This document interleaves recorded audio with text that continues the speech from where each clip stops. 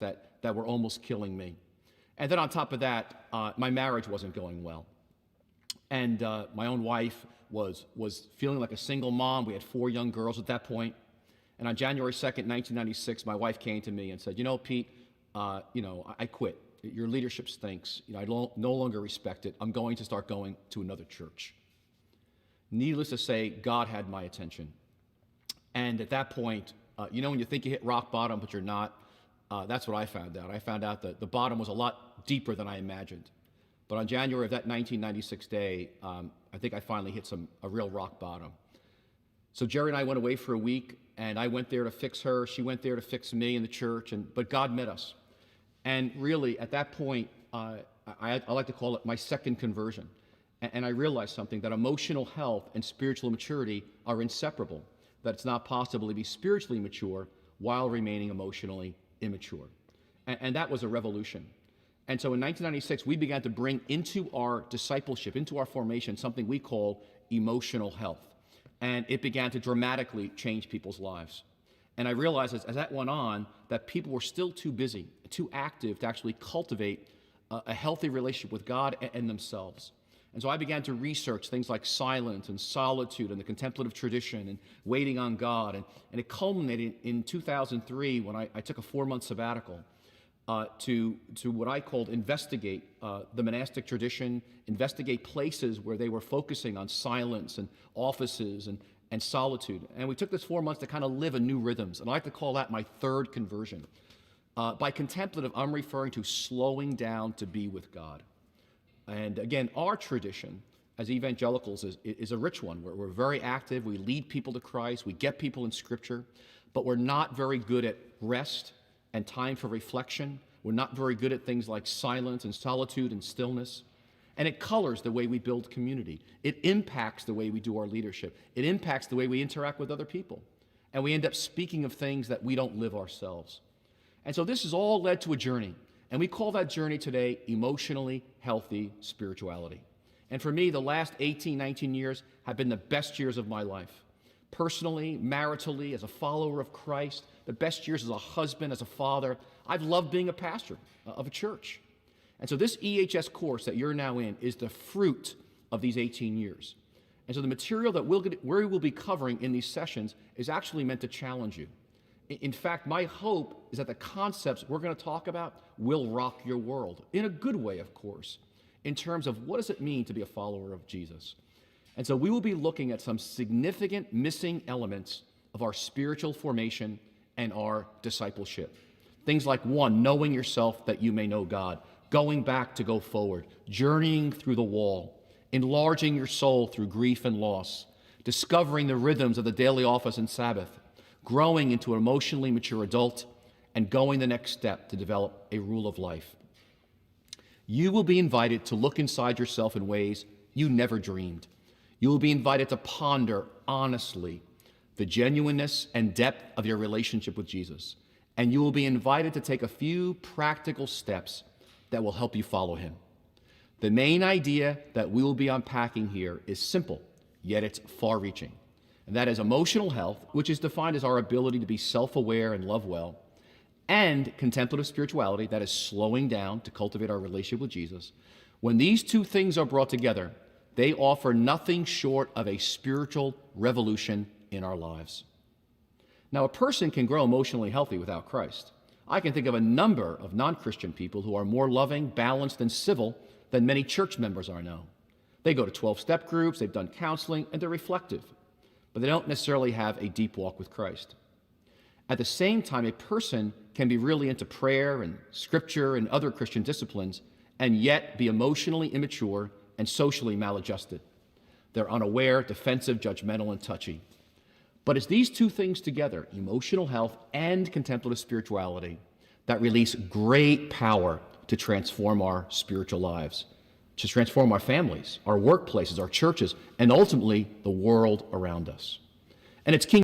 I want to welcome you as you begin this journey, both as individuals and as a group, into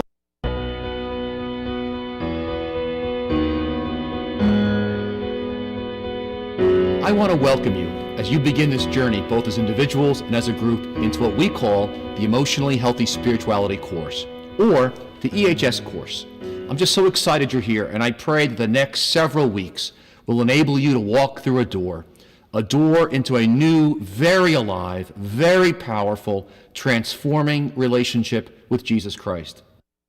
I had an incredible conversion, and meeting the love of God and grasping His free grace when I was a 19-year-old student in college. I got involved with a group called InterVarsity, learned about spiritual disciplines and scripture and fellowship and worship. Eventually ended up in seminary, spent a year in Latin America, and then I planted a church here in New York City in September 1987 called New Life Fellowship Church. Now, Queens is a very unique part of the world here. 2/3 of the 2.5 million people who live here were born outside the country. And so our church is with people from 75 different nations. And so the church grew very rapidly in its early years. It was very, very exciting. Went from 0 to several hundred. In the first 6-7 years, we planted a service in the afternoons in Spanish. But I grew very tired. I found out that the yoke was heavy and it was hard. It was not easy. And I was feeling like, oh my God, when is this going to end? And I realized people were changing, but they weren't changing deeply. It was like, if you look at an iceberg, 1/10 of an iceberg is above the surface, 9/10 is below the surface.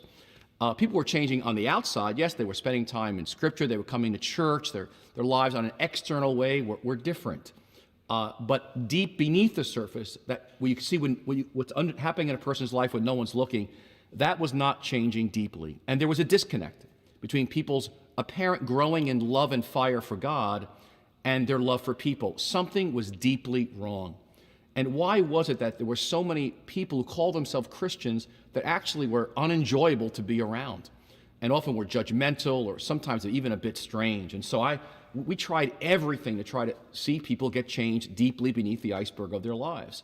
More of Scripture, more Bible study, more body life, getting people into small groups and community, nights of worship, more prayer meetings, greater emphasis on the Spirit of God and the prophetic and the power of God, an emphasis on spiritual warfare and deliverance.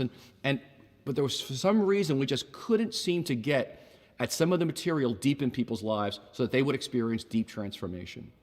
And then about that time, I had my own wall. And at that point, I was 17 years as a Christian. And I was tired. I was unhappy. I was frustrated. I was overworked. I had this dream of what God was going to do here in New York City. But there was some joy that was missing. And I remember the words of Jesus, what profit a man if he gains the whole world and loses his own soul? And I was stressed. I was hurried, exhausted. I was dying to the wrong things. And then finally in 1994, there was, in one of our congregations in Spanish, there had been a division and a split. And I found myself furious. I was angry, I was cursing, I was depressed. I mean, I was a pastor and in my car cursing like a truck driver, and I knew something was deeply wrong at that point. And again, the emphasis on getting things done. I wasn't even sure I wanted to be a Christian, let alone be a pastor anymore. There were some gaps in my own spiritual formation that I realized that were almost killing me. And then on top of that, my marriage wasn't going well. And my own wife was feeling like a single mom. We had 4 young girls at that point. And on January 2nd, 1996, my wife came to me and said, Pete, I quit. Your leadership stinks. I no longer respect it. I'm going to start going to another church. Needless to say, God had my attention. And at that point, when you think you hit rock bottom, but you're not, that's what I found out. I found out that the bottom was a lot deeper than I imagined. But on January of that 1996 day, I think I finally hit a real rock bottom. So Jerry and I went away for a week, and I went there to fix her. She went there to fix me in the church, but God met us. And really, at that point, I like to call it my second conversion. And I realized something, that emotional health and spiritual maturity are inseparable, that it's not possible to be spiritually mature while remaining emotionally immature. And that was a revolution. And so in 1996, we began to bring into our discipleship, into our formation, something we call emotional health. And it began to dramatically change people's lives. And I realized as that went on, that people were still too busy